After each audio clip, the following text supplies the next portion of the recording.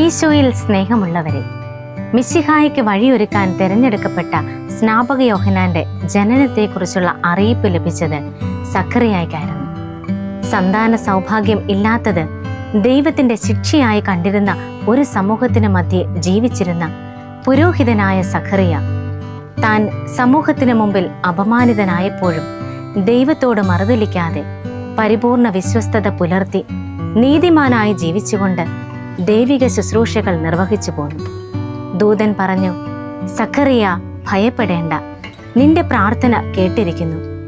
ഇതിൽ നിന്നും നമുക്ക് മനസ്സിലാക്കാൻ കഴിയും, സഖറിയായ്ക്ക് സന്താനങ്ങൾ ഇല്ലാതിരുന്നത് ദൈവത്തിന്റെ ശിക്ഷയായിരുന്നില്ല, മറിച്ച് ദൈവത്തിന്റെ മഹത്വം വെളിപ്പെടാൻ ആയിരുന്നു.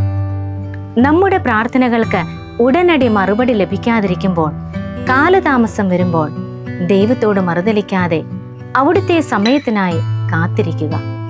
പ്രാർത്ഥനകൾക്ക് ഉത്തരം വൈകുമ്പോൾ ദൈവം ഉണ്ടോ എന്ന് നാം സംശയിക്കുന്നുവെങ്കിൽ ഒന്നോർക്കുക, ദൈവം യഥാർത്ഥത്തിൽ എനിക്ക് ആരാണ്? ഇന്നേ ദിവസം ദൈവം നമുക്ക് നൽകിയ നന്മകളോർത്ത് ദൈവത്തിന് നന്ദി പറയാം.